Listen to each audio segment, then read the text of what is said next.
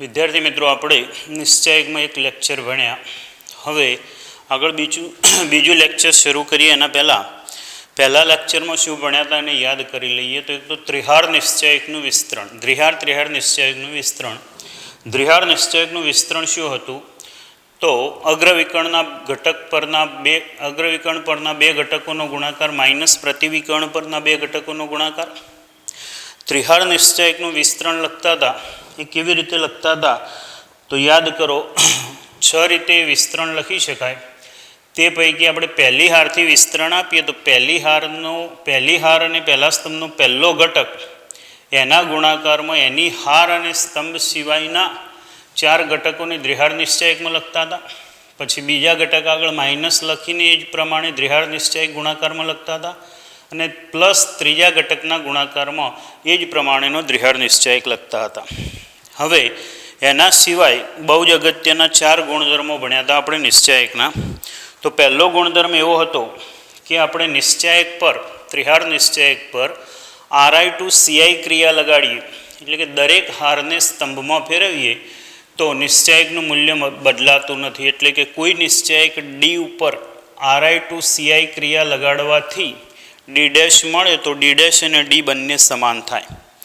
ત્યાર પછી બીજો ગુણધર્મ ભણ્યા હતા નિશ્ચયકની કોઈ પણ બે હાર અથવા સ્તંભની અદલા બદલી RI to RJ અથવા CI to CJ એવી અદલા બદલી કરીએ તો આપણે એમાં એવું થતું હતું કે આપણે મળતો નવો નિશ્ચયક D' હોય તો આપેલા નિશ્ચયક અને D' વચ્ચેનો સંબંધ D' = -D, એટલે કે D = -D' થાય. ત્રીજો ગુણધર્મ હતો કે નિશ્ચયકની બે હાર અથવા બે સ્તંભના અનુરૂપ ઘટકો સમાન હોય તો તે નિશ્ચયકનું મૂલ્ય 0 થાય. અને ચોથો બહુ અગત્યનો ગુણધર્મ ભણ્યા હતા નિશ્ચયકની કોઈ પણ હાર અથવા કોઈ પણ સ્તંભના ઘટકોને K વડે ગુણીએ તો મળતો નવો નિશ્ચયક એ આપનું મૂલ્ય આપેલા નિશ્ચયકના મૂલ્ય કરતાં K ગણું થાય છે. એટલે કે આપણે કોઈ પણ હાર અથવા કોઈ પણ સ્તંભને K વડે ગુણીએ તો આગળ ઇક્વલ ટુ લખવું હોય તો K વડે ભાગવા પડે, નહીંતર એનું મૂલ્ય K ગણું થાય. બીજા શબ્દોમાં કહીએ તો કોઈ પણ હાર અથવા કોઈ પણ સ્તંભમાંથી કોઈ પણ શૂન્યતર વાસ્તવિક સંખ્યા, અચળ વાસ્તવિક સંખ્યાને કોમન લઈ અને ગુણાકારમાં લખી શકાય છે. શ્રેણિકમાં બધા જ ઘટકોમાંથી કોમન લેવાતું, નિશ્ચયકની અંદર માત્ર એક જ હાર અથવા એક જ સ્તંભમાંથી કોમન લેવાશે. જોઈએ હવે બીજું લેક્ચર સ્ટાર્ટ કરીએ તો એમાં ગુણધર્મ 5 ભણીશું. ગુણધર્મ 5ની અંદર એને શબ્દોમાં જે લખ્યું છે તે જોઈએ અને ચેપ્ટર 4નું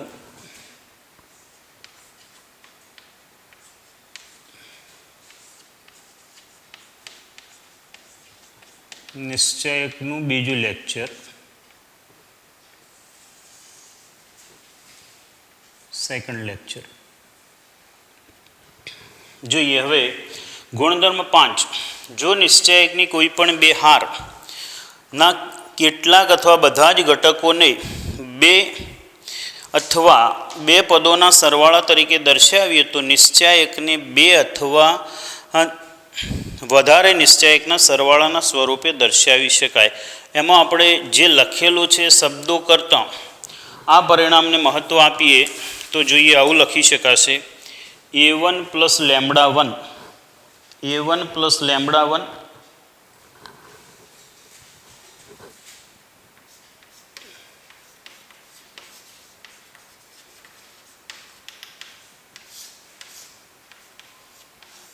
આવો નિશ્ચયક છે.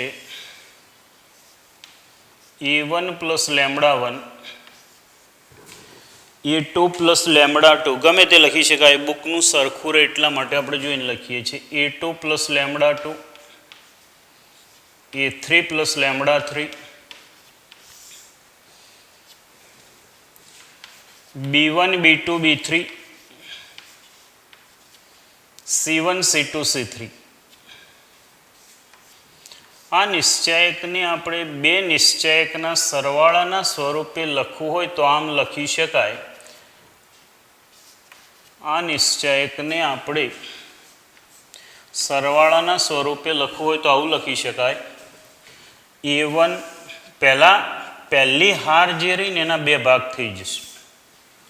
પહેલી હારનો એક ઘટક પહેલા નિશ્ચાયકમાં લખાશે. A1 A2 A3 λ1 λ2 λ3. બાકીની બીજી અને ત્રીજી હાર એમના એમ જ લખાશે. જોજો અહીંયા B1 B2 B3 તો અહીંયા B1 B2 B3 અહીંયા B1 B2 B3 અને ત્રીજી હાર એની એ જ લખાશે C1 C2 C3. જો આ જે લખ્યું એને આપણે આપણા શબ્દોમાં સમજીશું અને આપણા શબ્દોમાં ચોપડામાં નોંધીશું પણ ખરા, તો જ આપણને એનો ઉપયોગ આવડશે. બુકમાં લખેલું છે બરાબર છે કે જો નિશ્ચયકની કોઈ પણ હારને બે અથવા બેથી વધારે હારમાં રજૂ કરવી હોય તો આ રીતે કરી શકાય. પણ અહીંયા સમજીએ શું કરીએ છીએ તો કોઈ પણ નિશ્ચાયકને બે નિશ્ચાયકના સરવાળાના સ્વરૂપમાં લખવા હોય, બે અથવા બેથી વધારે એ જ પ્રમાણે કહી શકાય. કોઈ પણ નિશ્ચાયકને બે નિશ્ચાયકના સરવાળાના સ્વરૂપમાં લખવા હોય તો જો આની બીજી હાર જે હતી એ બંને નિશ્ચાયકની એની એ જ બીજી હાર થઈ અને ત્રીજી હાર જે હતી એની એ જ થઈ. આની ત્રીજી હાર જે હતી એ જ આ બંને નિશ્ચાયકની ત્રીજી હાર થઈ. તો અહીંયા શું કહીશું મિત્રો, આપણે એવા શબ્દો રજૂ કરવા છે કે જ્યારે આપણે ઉપયોગ કરવો હોય ત્યારે એટલી સરળતાથી કરી શકીએ. તો અહીંયા એવું કહેવાશે કોઈ પણ નિશ્ચાયકને બે અથવા બેથી વધારે, પણ અત્યારે બે માટે જ આપણે વિચારીએ તો કોઈ પણ નિશ્ચાયકને બે નિશ્ચાયકના સરવાળાના સ્વરૂપે દર્શાવવું હોય તો તે નિશ્ચાયકની બે હાર અથવા બે સ્તંભ આપેલા નિશ્ચાયક જેવા જ થશે. જ્યારે અન્ય ત્રીજો આ પહેલી ને બીજી જેવું થાય, બીજી ત્રીજી હારે લખાય એવું નહીં, પહેલી ને ત્રીજી પણ એની એ લખી શકાય. એટલે અન્ય ત્રીજી હાર, ત્રીજી એટલે R3 નહીં, આના સિવાયની અન્ય હાર ના જે ઘટકો છે એ પૈકીના જે સરવાળાના સ્વરૂપે આપેલા હોય એ પૈકીના એ પહેલા ઘટકો પહેલા નિશ્ચાયકમાં અને બીજા ઘટકો બીજા નિશ્ચાયકમાં લખી શકાય.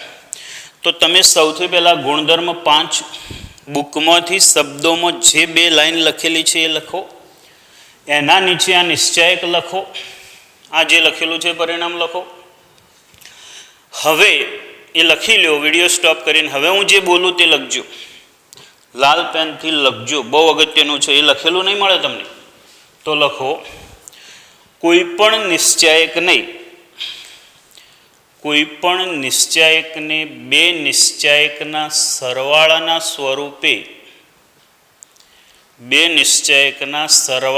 સ્વરૂપે દર્શાવવા હોય તો તે બે નિશ્ચાયકની બે હાર ઓબ્લિક સ્તંભ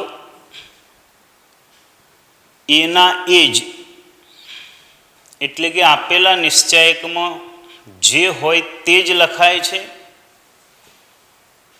અને અન્ય હારના જે ઘટકો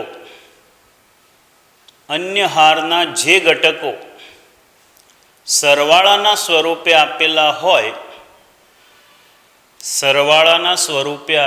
હોય તેમને ભિન્ન નિશ્ચાયકમાં, ભિન્ન બંને એક એક નિશ્ચાયકમાં લખવાના રહેશે.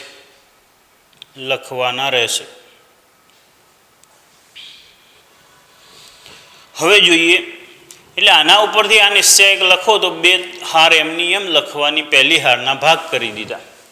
હવે આ તો બરાબર થયું, આના ઉપરથી આ લખ્યું, પણ દરેક દાખલો ગણવામાં આના ઉપરથી આ જ લખવાનું નહીં આવે.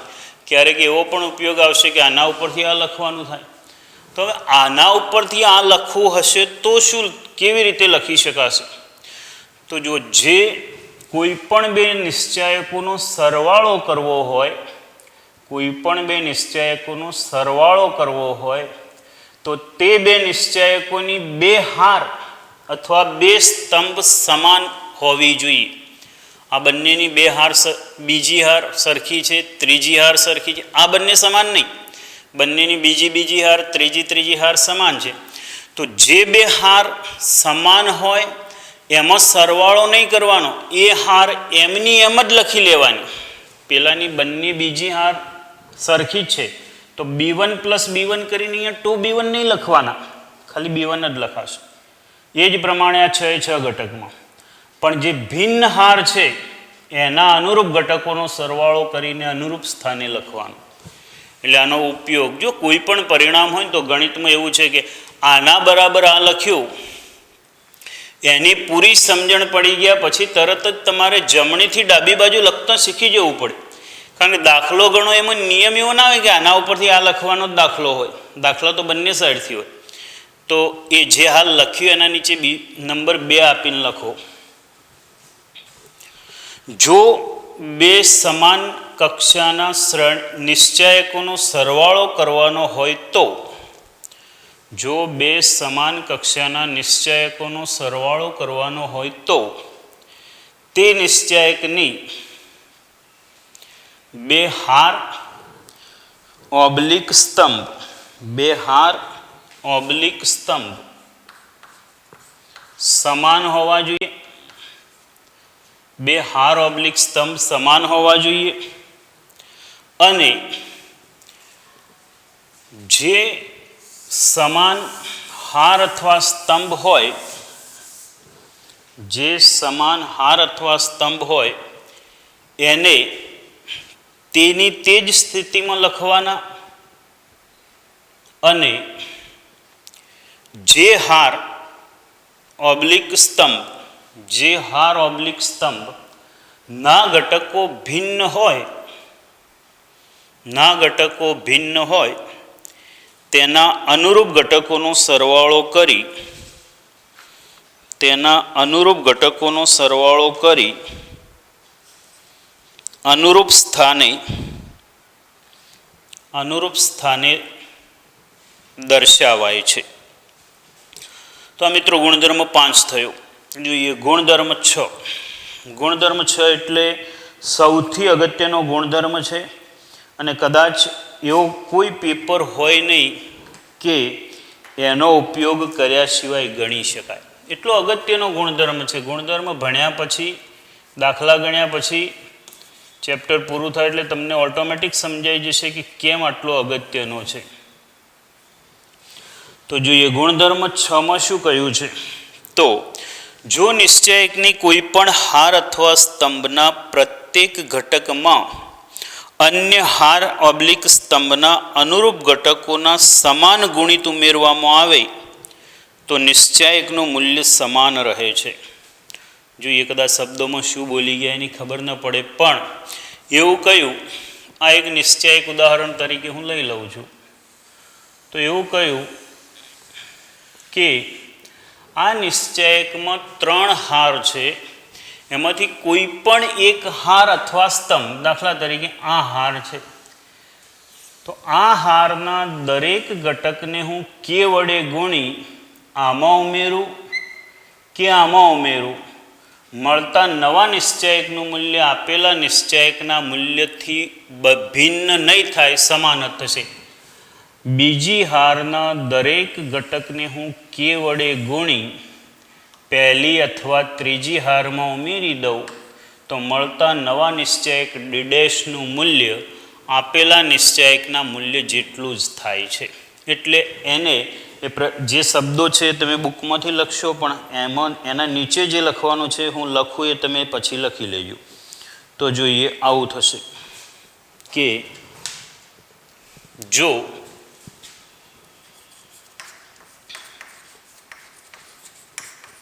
નિશ્ચાયક ડી પર RI R I plus k into R જે, જેમી હારના દરેક ઘટકને કે વડે ગુણી આઈમી હારના અનુરૂપ ઘટકોમાં ઉમેરવાથી મળતો નિશ્ચયક આ અથવા આ ક્રિયા. આઈમાં સ્તંભના દરેક ઘટકને કે વડે જેમાં સ્તંભના દરેક ઘટકને કે વડે ગુણી આઈમાં સ્તંભના અનુરૂપ ઘટકોમાં ઉમેરતા પર આ ક્રિયા લગાડતા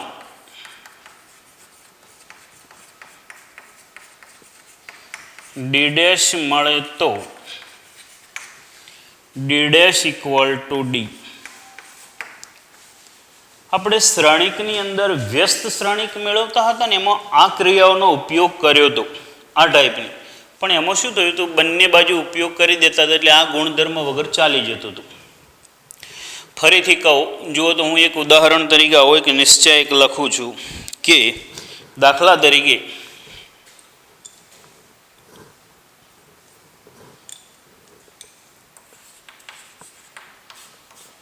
D equal to A B C M N Y X Y Z.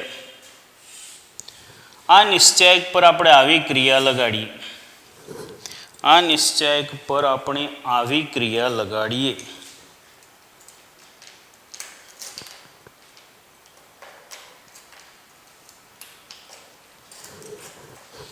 આવી ક્રિયા લગાડીએ, જોજો.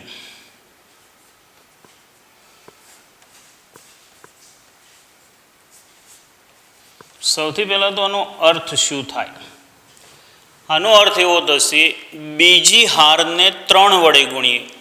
એનો અર્થ જ હવે એવો સમજીશું કે બીજી હારના દરેક ઘટકને 3 વડે ગુણવાનું. દરેક વખતે આપણે એવું નહીં બોલીએ કે દરેક ઘટકને, બીજી હારને 3 વડે ગુણી અને બીજી હારને 3 વડે ગુણી અને એ ઘટકોને પહેલી હારના અનુરૂપ ઘટકોમાં ઉમેરીશું. તો બીજી હારને 3 વડે ગુણી બીજી હારને 3 વડે ગુણી પહેલી હારમાં ઉમેરવાની. આ બીજી હાર એમ એન વાય, આને 3 વડે ગુણીને અહીંયા ઉમેરવાના. એટલે આવું થશે.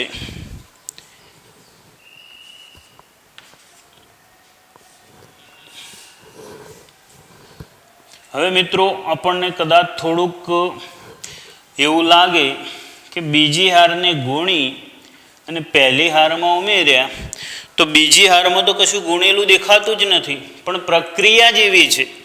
આ પ્રક્રિયાનું નામ જ એવું છે કે બીજી હારને 3 વડે ગુણીને પહેલીમાં ઉમેરી દો. એટલે બીજીને આને 3 વડે ગુણીને અહીંયા ઉમેરો 3m, આને 3 વડે ગુણીને અહીંયા ઉમેરો 3n, આને 3 વડે ગુણીને અહીંયા ઉમેરો. આવું થશે. બાદ કરવા હોય તો માઇનસ વડે ગુણીને ઉમેરો અને આ બંને પરથી અહીં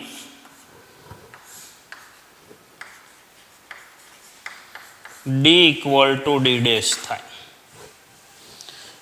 તો હાલ પૂરતા આપણી પાસે આવા 6 ગુણધર્મો છે અને આ 6 ગુણધર્મો પરથી આપણે સ્વાધ્યાય 4.2 ગણવા જઈ રહ્યા છીએ. બહુ જ અગત્યનું છે એવું કહી શકાય. બહુ જ એટલે લગભગ આને અનુરૂપ એક પ્રશ્ન હોય જ છે, એમાંથી જ દાખલો હોય એવો નહીં, પણ એ ગણેલું હોય તો એ રીતનો પ્રશ્ન તમને મળી જાય. તો 6 ગુણધર્મને હું એક વખત ઝડપથી યાદ કરી લઉં છું. જુઓ તો પહેલો ગુણધર્મ શું હતો? પહેલા ગુણધર્મ હતો કે નિશ્ચય, આપણે એને સિમ્બોલિક લેંગ્વેજમાં જ ઉપયોગ કરવાનો છે, ચર્ચા એમ જ કરીશું. કોઈ પણ નિશ્ચયક પર આ બધી આપણે પ્રોપર્ટી, આ બધા ગુણધર્મો જે પણ ભણીએ છીએ તે ત્રિહાર નિશ્ચયક માટે જ ભણવાના છે. આવું છે. ગુણધર્મ પહેલામાં આવું હતું કે કોઈ પણ નિશ્ચયક ડી પર RI to CI ક્રિયા લગાડીએ તો D equal to D dash થાય. બીજો એટલે દરેક હારને અનુરૂપ સ્તંભમાં ફેરવો તો મળતા નવા નિશ્ચાયકનું મૂલ્ય આપેલા નિશ્ચાયકના મૂલ્યથી ભિન્ન નહીં, સમાન મળે છે. પછી આવું થશે. કોઈ પણ હારની અદલા બદલી કરો, બે હારની અદલા બદલી કરો અથવા બે સ્તંભની અદલા બદલી કરો તો મળતા નવા નિશ્ચાયકનું મૂલ્ય આપેલા નિશ્ચાયકની વિરોધી સંખ્યા છે. આવું થશે. ત્રીજા ગુણધર્મમાં આપણી પાસે એવું હતું કે બે હાર અથવા બે સ્તંભ સમાન હોય,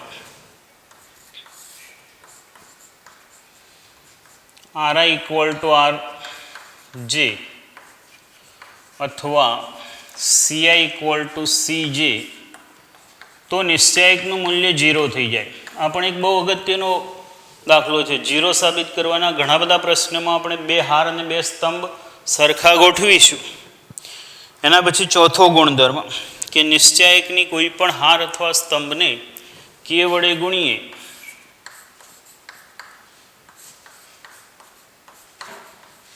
એ જ પ્રમાણે સી માટે સમજી શકશો તો ડી' મૂલ્ય આપેલા નિશ્ચાયક કરતાં કે ગણું થશે. આ ઇક્વલ ટુ ડી સાથે ઇક્વલ ટુ લખવું હોય, આપણે દાખલો ગણીએ ત્યારે ઇક્વલ ટુ ચાલતું હશે તો આ રીતે લખવું પડે. પાંચમામાં શાબ્દિક કહી દઈએ તો કોઈ પણ શ્રેણિકને બે શ્રેણિકોના સરવાળાના સ્વરૂપે લખવું હોય તો બે હાર અથવા બે સ્તંભ સમાન રાખી અન્ય હારના ઘટકોને બંને જુદા જુદા નિશ્ચાયકમાં સરવાળામાં આપેલા હોય ને બે ભાગ પાડી દેવાના. અને છઠ્ઠો અને સૌથી અગત્યનો ગુણધર્મ તો આવો હતો કે કોઈ પણ નિશ્ચાયક પર આંક સંકેત આ ક્રિયા લગાડો. જેમી હારના દરેક ઘટકને કે વડે ગુણી આઈમી હારના અનુરૂપ ઘટકોમાં ઉમેરીએ તો મળતો નવો નિશ્ચાયક અને આપેલો નિશ્ચાયક બંનેનું મૂલ્ય સમાન મળે છે. તો જોઈએ આપણે 4.2માં ઘણા બધા પ્રશ્નો સોલ્વ કરીશું. આ 5 ગુણધર્મો ઉપરથી જ ઘણું બધું સોલ્વ કરવાનું છે.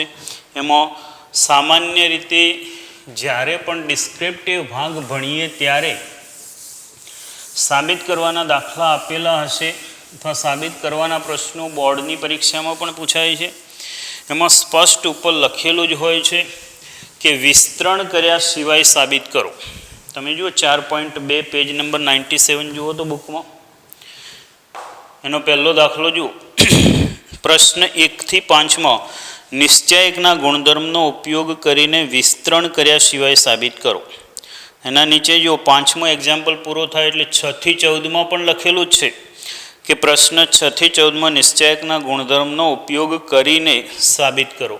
એટલે આપણે સામાન્ય રીતે દરેક સ્ટેપની અંદર ગુણધર્મનો જ ઉપયોગ કરીશું, પણ જ્યારે એક છેલ્લું સ્ટેપ હશે ત્યારે આપણે એને આ રીતે લખી શકીશું કે દાખલા તરીકે કોઈ પણ હાર નિશ્ચાયક માટે એક હાર અથવા એક સ્તંભ 1 0 0 હોય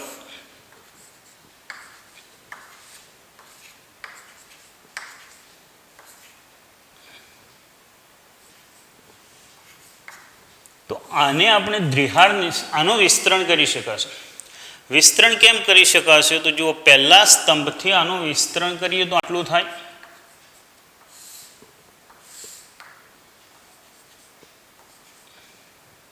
ગઈકાલે શીખી ગયા આગળના લેક્ચરમાં એના ઉપરથી એની હાર અને સ્તંભ કાઢી નાખો. આમાં પાછું પ્લસ આવે એટલે અહીંયા પ્લસ. એટલે આટલા સુધી ગુણધર્મનો ઉપયોગ કર્યા પછી આપણે આટલા સુધી પહોંચ્યા હોઈશું તો આને દ્વિહાર નિશ્ચાયક બનાવી શકાશે. એટલે કોઈ પણ ત્રિહાર નિશ્ચાયકનો સાબિત કરવાનો દાખલો હોય એમાં 1 0 0 લાવી દો તો 1 0 0 લાવ્યા પછી આપણે એને દ્વિહાર નિશ્ચાયક બનાવી શકીશું. દ્વિહાર નિશ્ચાયક બનાવીએ એમાં શું થાય તો 0 0 સામેના 4 ઘટકો રહ્યા, 0 0 સામેના 4 ઘટકો રહ્યા એને દ્વિહાર નિશ્ચાયકમાં મૂકવાનું અને આ જે એકડો છે એ ચેક કરી લેવાનો. અહીંયા હોય તો પ્લસ આવે, દાખલા તરીકે આવું જ છે 0 1 0 તો આનો એક સ્તંભ એમાં 1 0 0 3 ઘટક થઈ ગયા, પણ આનું સાદુરૂપ લખવું હોય તો આ રીતે લખાય ઘટકો તો એ જ આવશે, 0 0 સામેના 4 ઘટકો જ આવશે, આ 0 અને આ 0 એના સામેના 4 ઘટકો x y and t. પણ એની આગળ જે આ 1 છે એ માઇનસ આવે, એ નિયમ જ છે, પહેલાં આગળ પ્લસ પછી માઇનસ પછી પ્લસ. એટલે આ પ્રમાણે ઘણા બધા દાખલામાં આપણે ગણીશું. તો જોઈએ 4.2માં પહેલો દાખલો આપણે શરૂ કરીએ. ટેક્સ્ટબુક રાખશો. જો તમે વિડીયો જુઓ ત્યારે રકમ લખવાનો કદાચ ટાઈમ ના હોય તો એ રકમ પછી લખી લેવાની. આપણને એમ થાય કે રકમ લખવામાં સમય શું કરવા બગાડવો જોઈએ.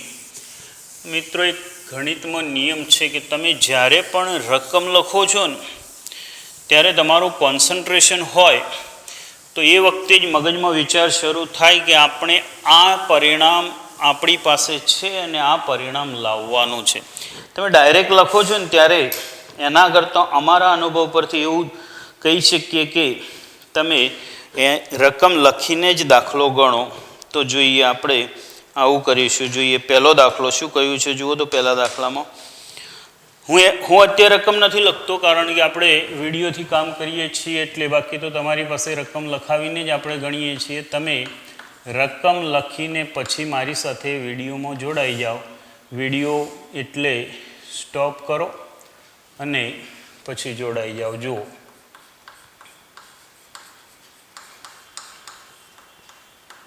સૌથી ઇન્ટરેસ્ટિંગ ભાગ આ છે. આપણને આપેલો છે નિશ્ચાયક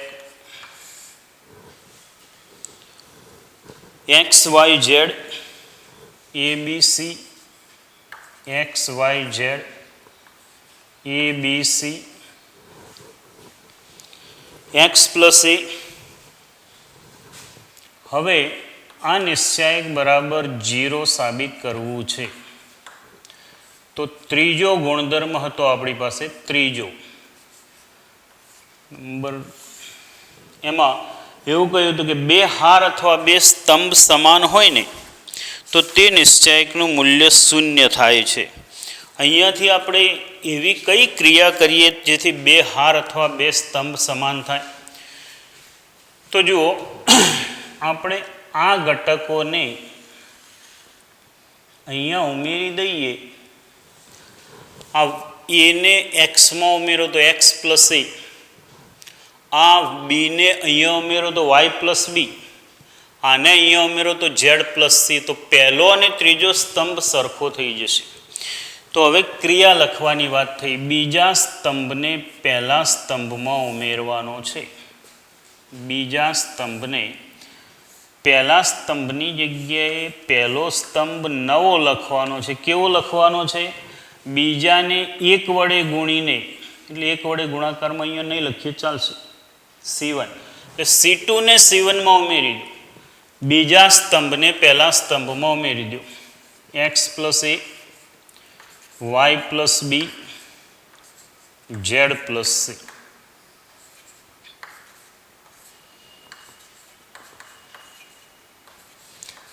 તમને મિત્રો એવું થાય કે શરૂ એમ કે આવું તો કેવી રીતે યાદ આવે? સહેલી વસ્તુ છે. તમે ચેસ રમેલા છો ને? ચેસ શરૂઆતમાં નિયમો ભણીએ આપણે. રમતમાંય નિયમો હોય છે પણ એ રમતના નિયમો હોય ને એટલે આપણને સહેલા લાગે. ભણવામાં એ જ છે. આ 6 ગુણધર્મો ભણ્યા શું છે? નિયમો જ છે. એ નિયમો યાદ રાખો અને જેવો તમે ઉપયોગ કરી શકો એવા દાખલા જીતી શકો. રમતમાં એવું જ છે. ચેસ રમતા હોય તો તમને ખબર પડવી જોઈએ કે ચેસનો આ ભાગ છે કેવી રીતે ચાલી શકશે, એમાં રાજા કેવી રીતે ચાલી શકે, વજીર, એ બધા જ નિયમો છે. તો એ નિયમો યાદ હોય તો તમે જીતી શકો. તો આમાં એવું જ છે. જો પહેલો અને ત્રીજો સ્તંભ સરખો થઈ ગયો, જવાબ થઈ ગયો 0. C1 = C3. થોડુંક વિચારો તો આ દાખલો બીજી 2 રીતે ગણી શકાય. આને હું આ બીજો સ્તંભ છે એને ત્રીજા સ્તંભમાંથી બાદ કરી દઉં. બીજા સ્તંભને ત્રીજા સ્તંભમાંથી બાદ કરો. જુઓ તો શું થાય? પરીક્ષામાં જરૂર નથી બધી રીત, તો એક સમજાવું છું કે ઘણીવાર આપણને એવું લાગે કે આ દાખલો આ રીતે ગણ્યો, બીજાએ આવી રીતે ગણ્યો, પણ એનું એ જ છે. હું આવી ક્રિયા લઉં,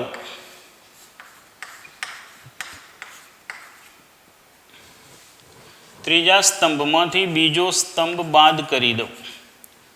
મિત્રો ધીમે ધીમે ટેવાઈ જશો. આપણને એવું લાગે કે બીજો સ્તંભ બાદ કર્યો તો બીજા સ્તંભમાં ફેરફાર ના થાય, તો બીજા સ્તંભમાં કોઈ ફેરફાર થશે જ નહીં. જુઓ તો થઈ ગયો પહેલો ત્રીજો સ્તંભ. આના સિવાય લખી શકાય. આની જગ્યાએ હું આવું કરું ને, પહેલા સ્તંભને ત્રીજામાંથી બાદ કરો, આમાંથી આ બાદ કરો, તો અહીંયા શું આવશે? તોય 0 થઈ ગયું. જુઓ, સામાન્ય રીતે 0 સાબિત કરવાના દાખલામાં આપણું કોન્સન્ટ્રેશન એવું હોવું જોઈએ કે એની બે હાર અથવા બે સ્તંભ સમાન થાય. સામાન્ય રીતે, એનો અર્થ એવો નહીં બનાવી દેવાનો દર વખતે સમાન જ થાય. જોઈએ બીજો દાખલો.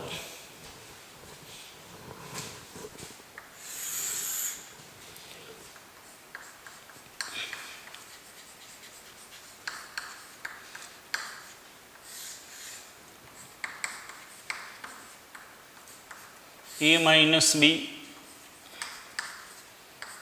b minus c, c minus c, b minus c, c minus a, a minus b, c minus a, a minus b, b minus c. જો મિત્રો આમાં પણ આને 0 સાબિત કરવાનો છે. તો સરસ દાખલો છે. તમે વિચારો કેવી રીતે ગણીશું. જુઓ, બહુ સહેલું છે. આપણે જે ગુણધર્મો શીખ્યા એમાંથી નિશ્ચાયકની અંદર આવેલી હાર અથવા સ્તંભના ઘટકોનો સરવાળો બાદબાકી જ કરવાનો હોય છે. કોઈક સંખ્યા વડે ગુણી અને એને બીજી હાર અથવા બીજા સ્તંભમાં ઉમેરો, સરવાળો કરો, બાદબાકી કરો. તો આ બધા વિચારો ક્યાંથી આવે? તો સાદા સરવાળા બાદબાકી આપણને મળતા હોય, આપણને આમાં ક્રમિકતા દેખાતી હોય ને તો ઝડપી તમે જાતે વિચારતા થઈ જશો. હું બોલું એમાં સાંભળો અને પછી વિચારો. a minus B, b minus C અને c minus a, a minus B, b minus C અને c માઇનસ a. આમાં કોઈ ક્રમિકતા દેખાય છે તમને? દરેક ઘટક ABC પૈકીનો આવા 3 ઘટકો છે. a માઇનસ બી, બીજો ઘટક છે b માઇનસ સી, ત્રીજો ઘટક છે c માઇનસ a. આમાં a, b અને c ત્રણેય એક વખત પ્લસ છે ને એક વખત માઇનસ છે.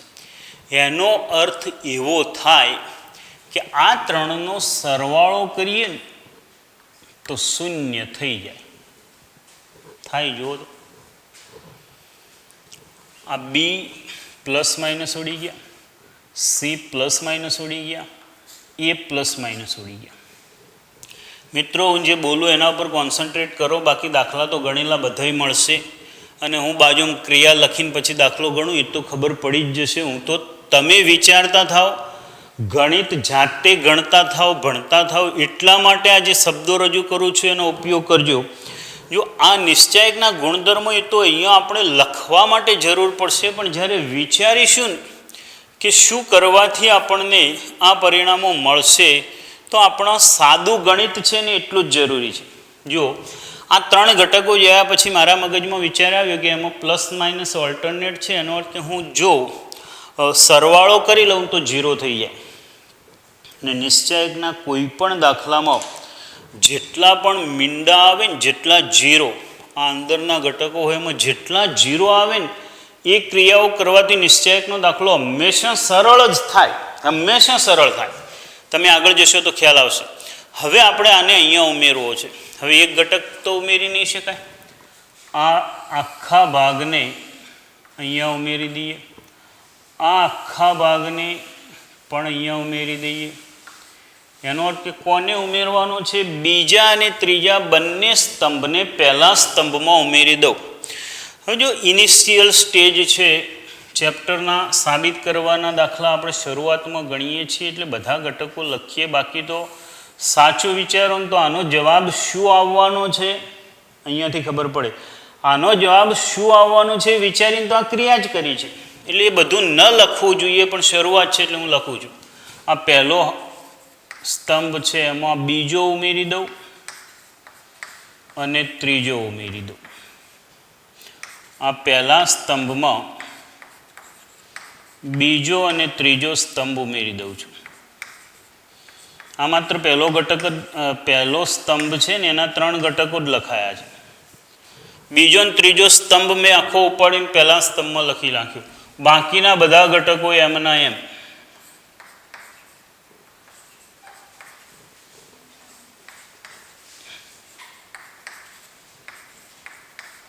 ક્રિયા ફરજિયાત લખવાની. શું કર્યું આપણે? C1 માં C2 અને C3 બંને ઉમેર્યા. તમે થોડાક આમ કહીએ ને કે ભણીએ છીએ એવું ટેન્શન સાઈડમાં મૂકી અને દાખલા ગણતા થાઓ, તમને એવું લાગશે કે કોઈ ગેમ રમી રહ્યા છે. તમને ખબર હોય તો તમે જે મોબાઈલમાં બધી જ ગેમ રમો છો ને એ ટોટલ મેથ્સના બેઝિક લોજિક ઉપર જ બનેલી છે, કોઈ પણ ગેમ. એટલે આ તો શું ભણવાનું એટલે આપણને ના આવડે, બાકી આનાથી અઘરી ગેમ હોય ને તો તમને કોઈ નિયમોનું લિસ્ટ ના આપેલું હોય ને તો જાતે શોધીને બધું આવડી જાય. ગેમ રમવાનું શરૂ કરો ને ત્યારે એકે નિયમ વાંચ્યો ના હોય, નિયમો પાછા અંગ્રેજીમાં લખેલા હોય, એટલે વાંચવા ગયા હોય 2 લીટી વાંચીને ખબર ના પડી હોય પાછા આવ્યા હોય. પણ પેલું રમવાનું શરૂ કરો ને તો 4 દિવસમાં નિયમો તો સાઈડમાં પડ્યા હોય પણ બધા નિયમો તમને આવડી ગયા હોય. પણ એ ભણવાનું નથી એટલે આવડે છે, રમવાનું આ રમવાનું જ છે. જુઓ તો કેવા સરસ મીંડા આવ્યા. આ દેખાય છે પહેલામાં મીંડું ઘેરથી નથી લખ્યા, તમે સમજો તમને આવડે એ વાત છે.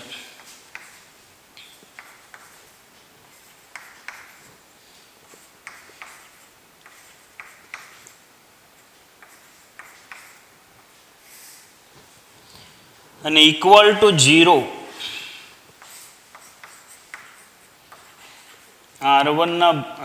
C1 ના બધા જ ઘટકો 0 છે.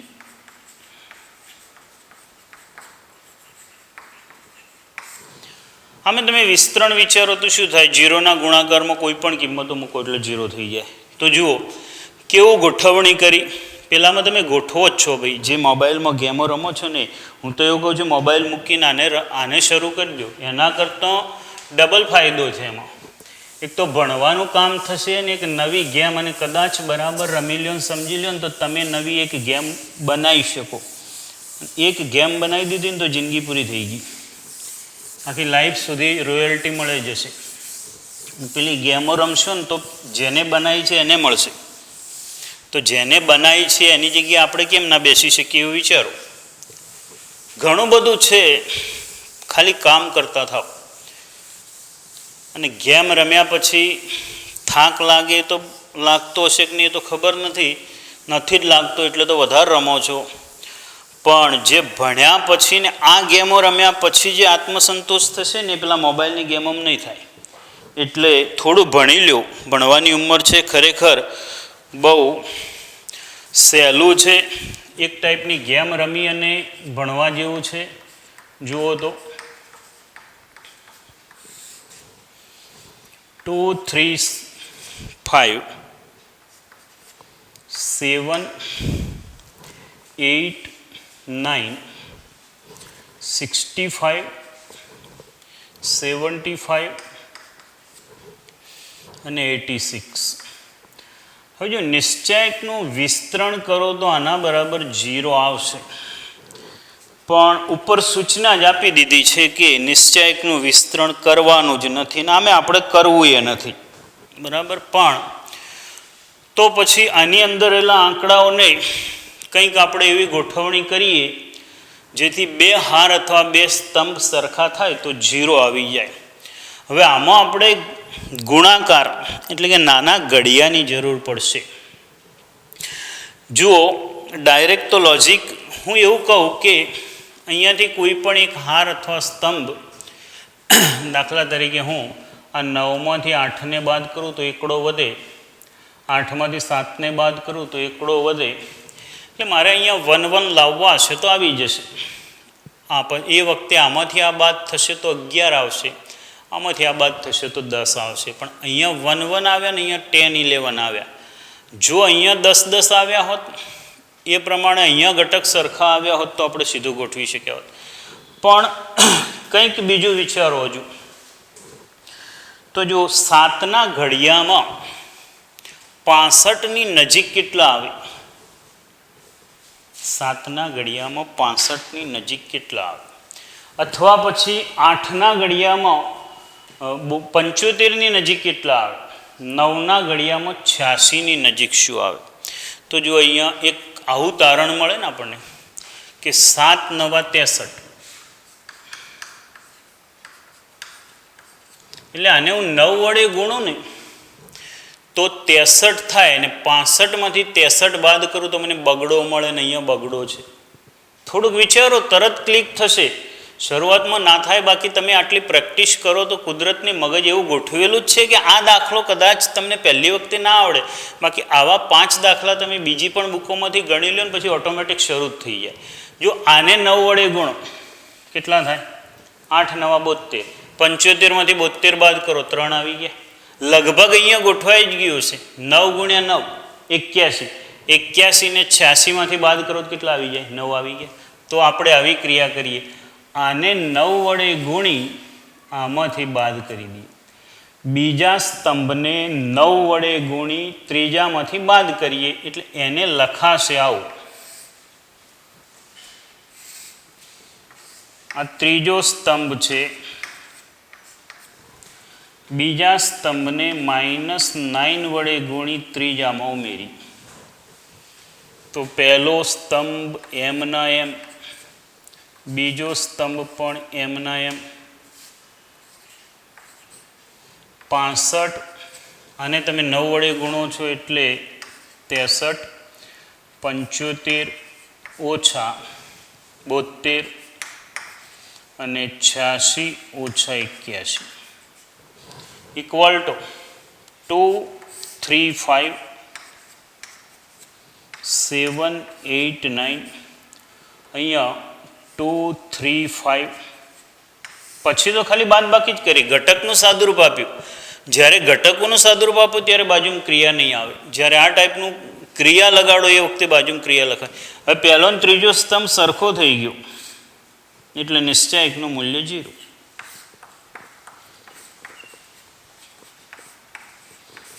ક્યાંય અઘરું નથી મિત્રો. થોડીક પોતાનું છે એવું ગણીને ભણશો ને તો બિલકુલ સહેલું થઈ જશે. જોઈએ ચોથો દાખલો.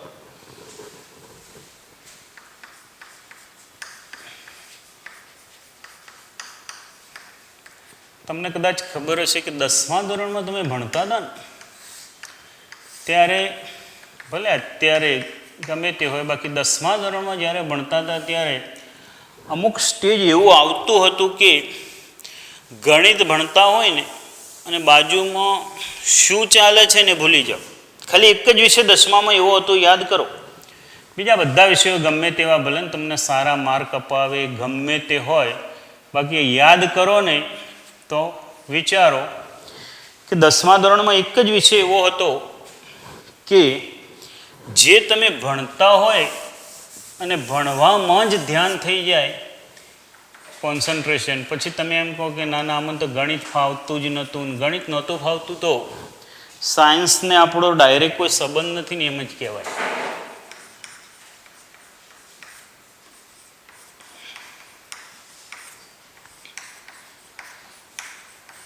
જોઈએ આમાં પણ 0 લાવવા છે. 0 લાવવા છે એટલે સામાન્ય રીતે એમ કહી શકાય કે આ 2 હાર અથવા 2 સ્તંભ સરખા બનાવવાનો પ્રયત્ન કરીશું. તો જોઈએ પહેલી દ્રષ્ટિએ તો આપણે પેલો જે ત્રીજા સ્તંભના ઘટકો છે ને એનો કાઉન્સ છોડી દઈએ તો આવું થશે. જો કાઉન્સ છોડવાનો વિચાર પણ ક્યાંથી આવે ને હું તમને પછી સમજાવું છું.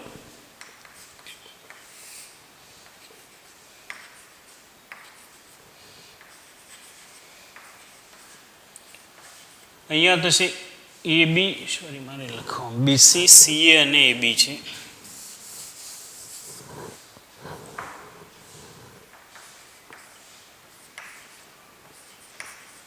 અહીંયા થશે AB plus AC. BC plus AB, AC plus BC.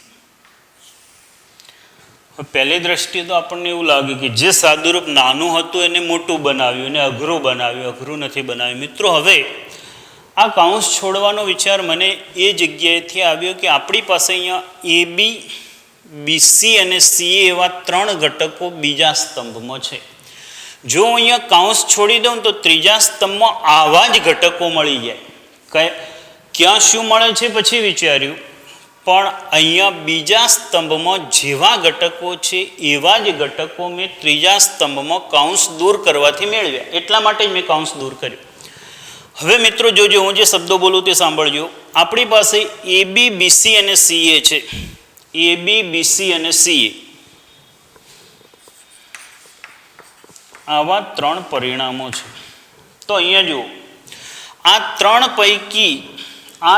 પૈકી બબ્બેના જોડકા બનાવો ને. દાખલા તરીકે આ બંનેનું જોડકું બનાવો, આ બંનેનું જોડકું અહીંયા છે. એવી જ રીતે આ બંનેનું જોડકું અહીંયા છે અને એવી જ રીતે આ બંનેનું જોડકું ત્રીજા ઘટકમાં છે. હવે જોજો, હું જે શબ્દો બોલું છું, આ બંનેનું જોડકું પહેલા ત્રીજા સ્તંભની વાત કરી રહ્યા છીએ. ત્રીજા સ્તંભના પહેલા ઘટકમાં આ બંનેનું જોડકું છે ને જે બાકી વધ્યું ને એ બીજા સ્તંભમાં છે. જો આ બંનેમાંથી તમે બબ્બેના જોડકા બનાવો તો AB, CA નું જોડકું બને, BC બાકી વધે. AB, BC નું જોડકું બને, CA બાકી વધે. અને BC અને CA નું જોડકું બને અને AB બાકી વધે. તો આ જે જોડકા છે ને ત્રીજા સ્તંભમાં છે અને બાકીના ઘટકો બીજા સ્તંભમાં છે. તો મિત્રો, બીજા અથવા ત્રીજા સ્તંભમાંથી કોઈ પણ એક સ્તંભને બાકીના સ્તંભમાં ઉમેરી દો ને એટલે AB વત્તા BC વત્તા CA મળે. ત્રણેય ઘટકો સરખા થઈ જાય. તો હું બીજા સ્તંભને ત્રીજા સ્તંભમાં ઉમેરું અથવા ત્રીજા સ્તંભને બીજા સ્તંભમાં ઉમેરું તો મને આ બંનેમાંથી ગમે તે એકમાં ઉમેરું તો એ જે ઉમેરાઈને લખાશે નવો સ્તંભ એના ત્રણેય ઘટકો સરખા થઈ જશે. અને ત્રણેય ઘટકો સરખા થાય તો હંમેશા ફાયદો જ થાય. એ ત્રણેય ઘટકો સરખા થશે ને એને એ સ્તંભમાંથી કોમન લઈ શકાશે. તો જોઈએ, હવે આપણે આવું કરીએ. હું બીજા સ્તંભને ત્રીજા સ્તંભમાં ઉમેરું છું. ત્રીજાને બીજામાં ઉમેરો કોઈ વાંધો નથી, પણ મારે બીજાને ત્રીજામાં ઉમેરવા જોઈએ. તમે ખ્યાલ આવી જશે કેમ.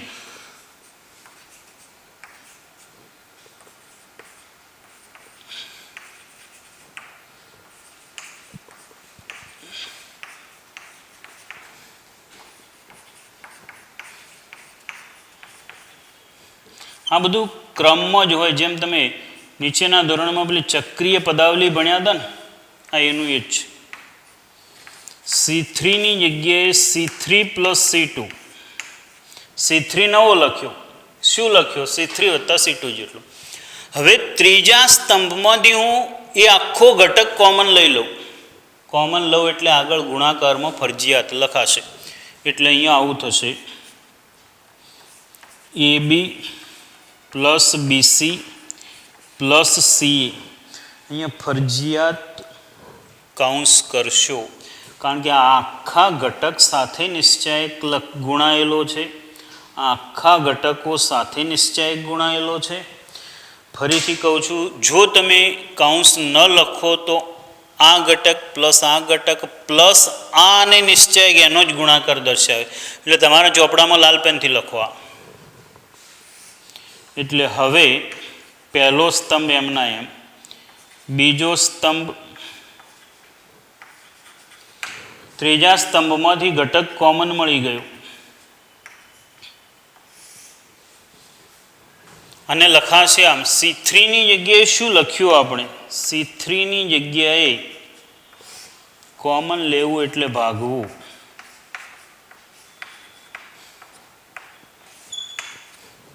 C3 માંથી આ ઘટક કોમન લીધો અને મિત્રો હવે અહીંથી જોઈએ તો પહેલો અને ત્રીજો સ્તંભ સરખો થઈ ગયો એટલે આપણે આના બરાબર 0 લખી શકાશે C1 = C3.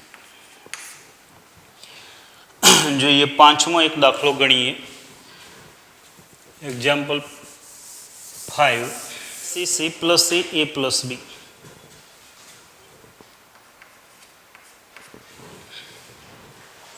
B plus C C plus A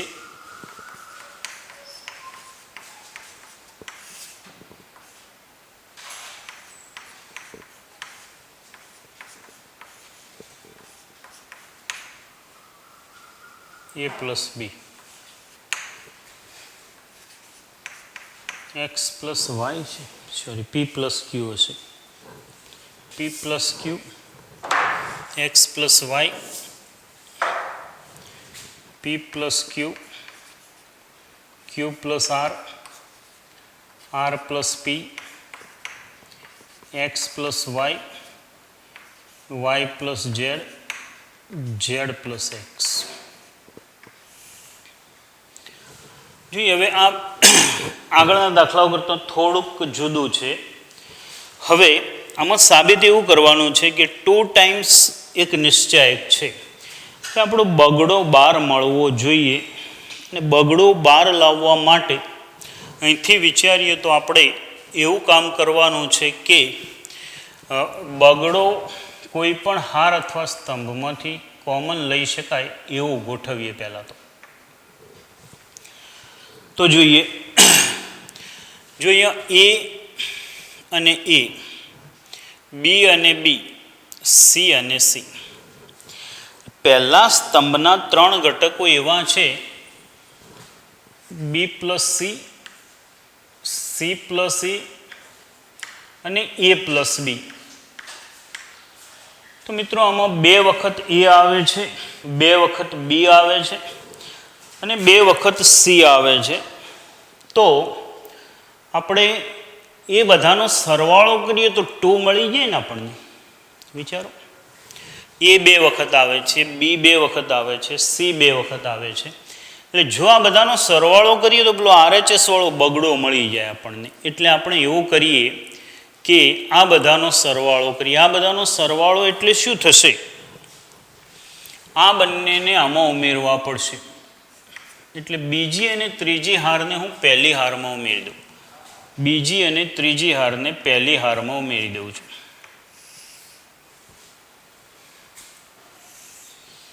એટલે R1ની જગ્યાએ R1 plus R2 plus R3. પહેલી હારમાં બીજી અને ત્રીજી હાર ઉમેરી દીધી. જોઈએ હવે શું મળે છે. તો 2A plus 2B plus 2C. અહીંયા મળશે 2P plus 2Q plus 2R. અહીંયા આવશે 2X plus 2Y plus 2Z. બાકીના 6 ઘટકો એમના એમ પણ લખવા તો પડે. C plus A, C plus A plus B, R plus P, P plus Q, Z plus X, X plus Y. હવે પહેલી હારમાંથી 2 કોમન લઈએ એટલે અંદરથી આ 3 ઘટકમાંથી બગડો કોમન મળે ને એને બહાર મૂકી દઈએ એટલે બંને ક્રિયા સાથે કરી શકાય એવી છે. તો આવું થશે 2 common A plus B plus C, C plus A plus B, P plus Q plus R, R plus P, P plus Q, X plus Y plus Z, Z plus X, X plus Y. પહેલી હારમાંથી આપણે 2 common લીધા. Common લેવું એટલે ભાગવું. હવે મિત્રો જોઈએ તો આપણને તો RHSમાં જે નિશ્ચાયક જોઈએ છે એમાં તો દરેકમાં એક એક ઘટક જ છે, ABC XYZ ને PQR. અહીંયા તો આપણે આ બંનેમાં તો આ બધામાં બબ્બે હતા, તો આ તો આમાં બેની જગ્યાએ 3 થયા એટલે વધારો થયો. ચલો એને ઘટાડીએ તો શું કરવાથી ઘટશે? તો પહેલી હારમાં 3 ઘટકો છે, આપણે બીજી અથવા ત્રીજી કોઈ પણ એક હારને એમાંથી બાદ કરી દઈએ. હું R1 માંથી R2 ને બાદ કરું છું એટલે 3માંથી 2 ઘટક બાદ કરું એટલે 1 થઈ જશે. આમાંથી આને બાદ કરો, C દૂર થશે, A દૂર થશે, B આવશે એટલે અહીંયા Q આવશે અને અહીંયા Y આવશે. A હોય ત્યાં XP, B હોય ત્યાં QY, એ સમજી શકાશે ક્રમિકતા. C હોય તો Z અને R. પછી C પ્લસ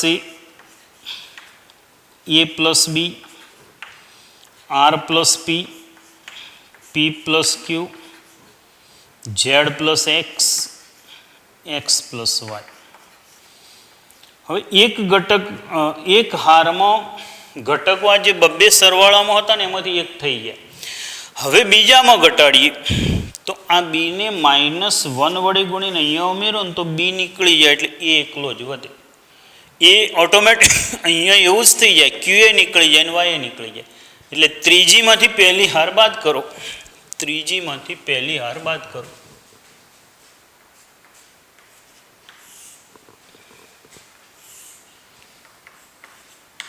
ત્રીજીની જગ્યાએ ત્રીજી હારમાંથી પહેલી હાર બાદ કરો. તો પહેલી હાર એમના એમ બી ક્યુ વાય. ત્રીજી હાર આ બી અહીંયા બાદ થઈ જાય એટલે એ વધે, ક્યુ બાદ થઈ જાય એટલે પી વધે અને વાય બાદ થઈ જાય એટલે એક્સ વધે. અને બીજી હારને તો આપણે એમના એમ જ રાખી છે.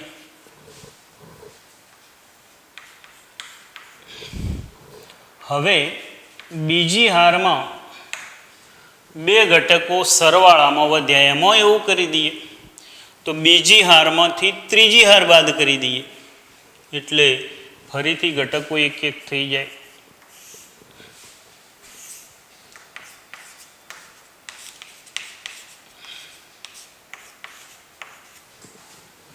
R2 માંથી R3 બાદ કરી દઈએ, B Q Y C R Z A P X.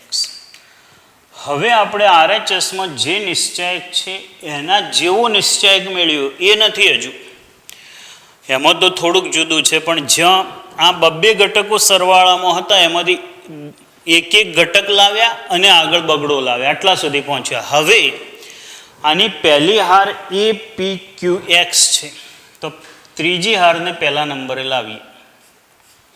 ક્રિયા કઈ થશે? R1 થી R2, R1 R3 ની અદલા બદલી, 2 હારની અદલા બદલી કરો એટલે વિરોધી થાય. R1 અને R3 ની અદલા બદલી, પહેલી અને ત્રીજી હારની અદલા બદલી. APX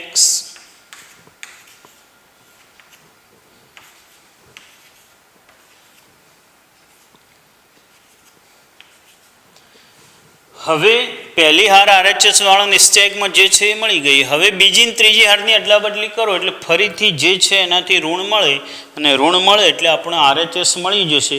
આ માઇનસ અને જવાબમાં ફરી માઇનસ એટલે માઇનસ માઇનસ પ્લસ થઈ જશે તો ઇક્વલ ટુ 2 ટાઈમ્સ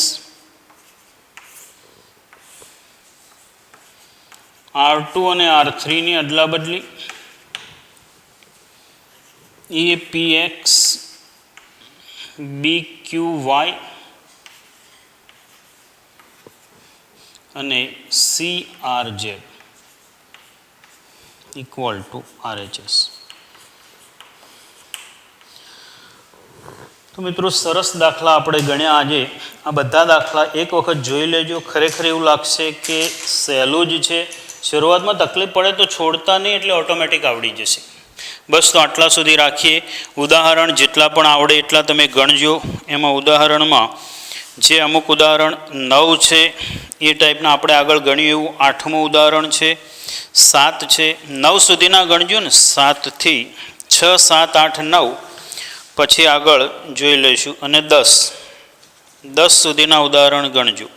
બરાબર. આજે આપણે આટલા સુધી રાખીએ, પણ આ ગુણધર્મો બરાબર તૈયાર કરી લેજો.